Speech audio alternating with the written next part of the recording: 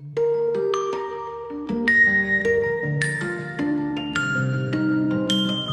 everyone, this is acyuta-bhava from Nightlight Astrology, and today we are going to take a sneak preview of Venus's upcoming square to Saturn, which is followed almost immediately by a trine that Venus is going to make to Pluto. It's a sequence that happens really quickly within about 3 days. We're going to be feeling the buildup to this sequence as the week goes on. So, coming through the middle of the week right now seemed like a good time to take a look at it and give you a few things to watch for. Because this is not just one archetypal combination, I'm going to give you a little bit more. I'm going to make some broad, sweeping generalizations about what to watch for than I would if, say, we just sat and turned the jewel of Venus and Saturn, which I'm hoping to do later this week. So, when it comes to a closer and more in-depth look at Venus and Saturn, you can expect that a little bit later. First, I just want to kind of prepare you for this sequence of transits and what to expect from it, more broadly speaking. So that is our goal for today. Before we continue, don't forget to like and subscribe, share your comments. All of that helps the algorithm pick up on this channel and spread it to more people who are out there searching for astrology content. It means a lot to me. It's part of how I grow my business and share this good content with other people. Hopefully it's good content. You can always find transcripts of my daily talks on my website, nightlightastrology.com. So if you ever want to reread what I've said and reading is better for you for whatever reason, you can always check that out. So today, let's pull up the real-time clock and go ahead and try to draw out for you the upcoming connection. First of all, June 15th, Wednesday, you can see Venus connecting with Saturn about 4 degrees off. Once Venus gets into the 3-degree range, that's really when things start heating up. So if we are looking at the 3-degree range comes in by Thursday, June 16th, and then we are going to see Venus squaring Saturn by June 18th. So let's pull it forward. Here's Saturday. And on Saturday, Venus is at that 25th degree, moving through the square to Saturn in Aquarius. Now, very closely, this is by Saturday. You're going to start feeling it really by tomorrow. You might even be feeling it already a little bit. Then we have Venus trining Pluto. This is Venus in Taurus, making the square to Saturn in Aquarius. And then right afterwards, by the 21st, just a few days later, you're going to see, this is by next week, but you should be feeling it over the weekend, which is why we're taking a look at it now, kind of giving you prep for the next week ahead with this Venus transit. Now you can see Venus is separating within that 3-degree range. And at the very outside of that range, Venus is also making a trine to Pluto. So here you can see Venus just passing through a trine to Pluto as it's at the edge of the 3-degree separation range from Saturn. So it's back to back, Venus square Saturn, Venus trine Pluto. Now, given that that sequence is pretty intense, I want to look at what you can expect from it sort of generally, given the whole thing, not just the Venus-Saturn square, not just the Venus trine Pluto. We're going to treat it kind of as one movement. I also want to point out that in ancient astrology, you can tell because if we look at the aspect between Saturn and Venus, the Venus aspect goes out to the right-hand side of Saturn. If you imagine Saturn looking into the middle of the wheel, if the aspect is going to Saturn's right all the way up to the opposition of Leo, any aspect that Saturn makes from Aquarius all the way on the right-hand side, that would be Aries, Taurus, and Gemini. The planet in Aquarius will be in what we call the superior position. Means it exerts its influence more dominantly over Venus than Venus does over Saturn. And so you can think of this as a Venus who is passing through a temporary range of Saturnine limitation. And that can be a good thing. It can be a challenging thing. Often with a malefic like Saturn, there's going to be some edges. That's a well-dignified Saturn, so there might be some really good things about this too, and we'll try to cover that. So imagine that Venus is just moving along, in her own home sign, grazing in the Taurian pastures, and then it hits a square, and then Saturn suddenly starts exerting this powerful influence over Venus, starts impressing itself upon Venus. Then, right as that impression is starting to wear off, almost immediately, Venus hits a trine to Pluto. And the trine to Pluto, Pluto's in the superior position as well, but I don't really use the superior inferior distinction with outer planets in my practice. But either way, the trine is of the nature of Jupiter. So we have a very powerful and positive kind of connection between Venus and Pluto coming right off the edge of what might be a more challenging and dominant Saturn square. So this goes on, again, if we look at the sequence, just to kind of refresh on that altogether, we're looking at Venus squaring Saturn by the 18th, and then by the 21st, Venus trines Pluto. You are going to start feeling this as early as tomorrow, which will be the 16th. So, you could be feeling it today, Wednesday, but you'll notice this kind of going all the way through next Tuesday, basically. So this sequence takes a minute to play out, and it's quite powerful in my opinion. This is one of the more powerful moments for Venus in the year, because Venus also last weekend just went through a conjunction with Uranus, right not too far from the eclipse degree of late April that happened in Taurus as well, near Uranus. So there's a lot of shifts around Venus. Venus has a lot to say right now at this time of year. For example, in the news, there's been a lot surrounding women and children and pregnancy and, what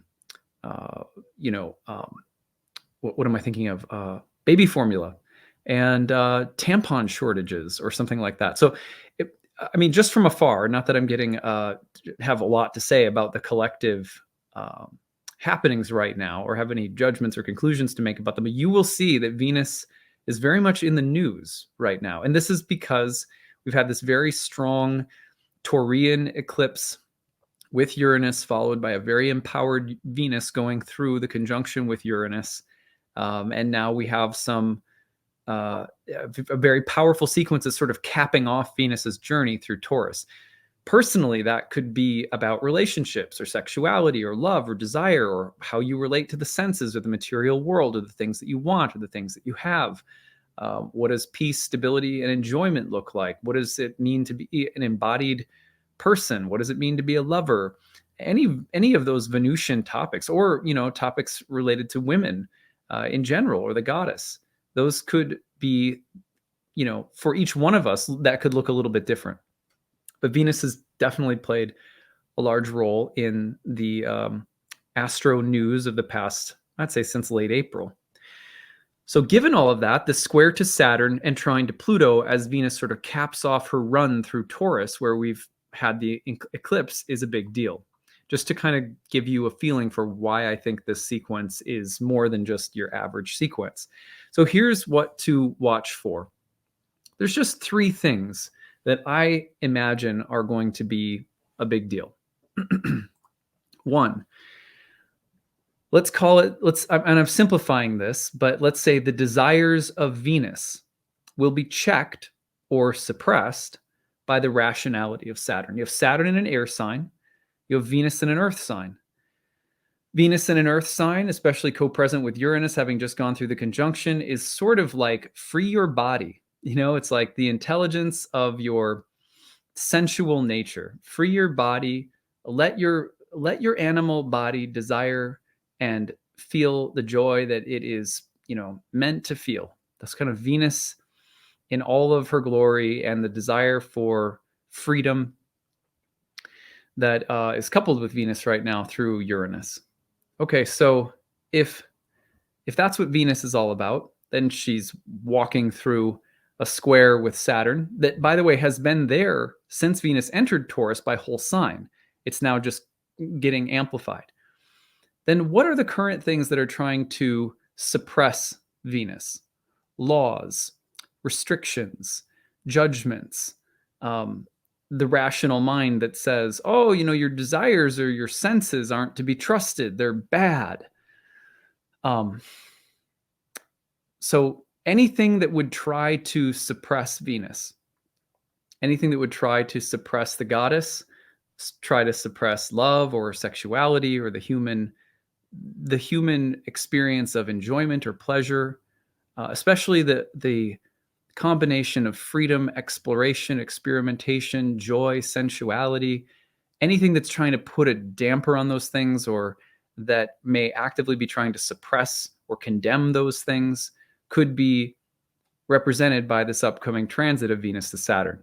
So you have that working right now as a real potential in the sky. And to me, like probably not the most, this is probably the dark side of the transit. Anything that is trying to actively suppress Saturn, especially through Saturn in Aquarius types of things, which would be very rational, controlling, systematic, heavy-handed, austere, strict, conservative, rigid, fanatical thinking.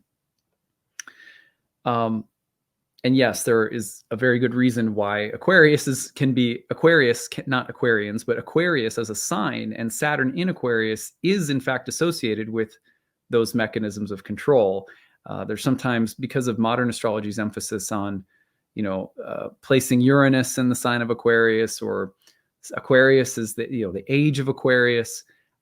Sometimes I personally don't. Those are not the associations with Aquarius that I personally use. There's a lot of good things about Aquarius, but I don't see it as the home of Uranus. I don't give outer planets rulerships in my practice. That's, unique to me. And I certainly wouldn't die on a hill over any of this, but to me, Aquarius and Saturn in Aquarius can be fanatical and, at times overly rationalizing, systematizing, and other things that are troubling, in addition to some really great things. If you actually wanted to hear me say more about Aquarius, if you go back in my talks, there's a talk that I gave called The Meaning of the Sun in Aquarius. That's a pretty good one in terms of just going more deeply into the archetype of Aquarius, or look at Venus in Aquarius. That's kind of an interesting talk I did as well, that might give you a feeling for the Venus-Saturn combination that is sort of present in the sky right now too. But let's say that Venus has some wild, unchecked desires that are not so healthy. Let's be real. It's not like there aren't problems with our desire body or the animal instincts or the pleasure drive. If you eat too much, I don't know one religious or spiritual tradition on the planet that hasn't talked about a middle path, the golden sweet center. It's like, don't eat too much, don't sleep too much, don't drink too much, don't have sex too much. Any of which, if you do, will actually ruin your ability to actually taste and appreciate things.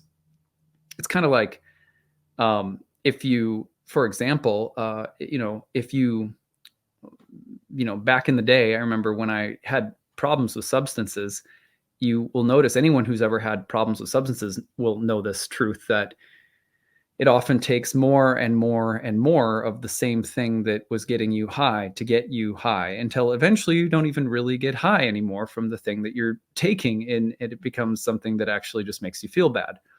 I mean, that's a kind of maybe an oversimplification, but Venus has to be checked sometimes. Or if we relate Venus to the desire body, or the drive to be, for satiation, to be happy and to enjoy, there is sometimes, Venus has gone too far. You've spent too much on credit cards, or you've put too much stock into your appearance, or, whatever. Sometimes that. So it's possible that right now Venus is going to get a heavy gut check from Saturn on, like, see the bigger picture. Not everything that glitters is gold, and sometimes the glitter wears off. Saturn to Venus is the reality of aging. You're not going to look good forever. You don't, there's different levels and layers of beauty. So, sometimes Venus will go through a check from Saturn that says, don't be so superficial, don't be so materialistic. Venus Saturn can also be the mark of an outsider. Like, Saturn comes along and says, why don't you take interest in, or maybe you will find yourself being attracted to something that's very different. Saturn was related to outsiders, outcasts, people who feel alienated or other or separated or even ostracized. Venus Saturn may fall in love with the outsider. Venus could fall in love with the bad boy.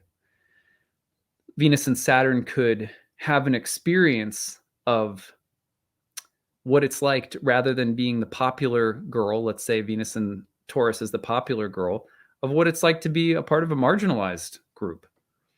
So these are all things that can come up that might check Venus or offer Venus some kind of bigger picture or insight. And that could be a very good thing. But watch for the suppression, because I think that's a very real possibility as well. In the practice of bhakti, nothing in this world is condemned. Everything, if it's understood in the light of divinity, is able to be appreciated and understood as a gift or understood as something to be given back in service, or to be like, for example, just because this material world is temporary, what are we supposed to do? Not be attracted to the smell of lilacs? You know what I mean? So what I've always loved about bhakti yoga is that it's like, no, smell the lilacs and know that if you do so and know that you're smelling Krishna and Radha, smelling the romance of their love in springtime. That's sort of that's the what could be more beautiful than that, So at any rate, there's always the right relationship with the things of this world that are meant to be enjoyed and to bring us into the heart of divine enjoyment, divine bliss. And sometimes it's about figuring that out, and sometimes it's about checking certain things. And sometimes it's also about, honoring where we are at. Repression accomplishes nothing. He says that in the Gita. So watch for those things. This is especially as Venus is squaring Saturn by June 18th. The other theme that could come up would be the maturation of Venusian themes. Let's say, in particular, relationships.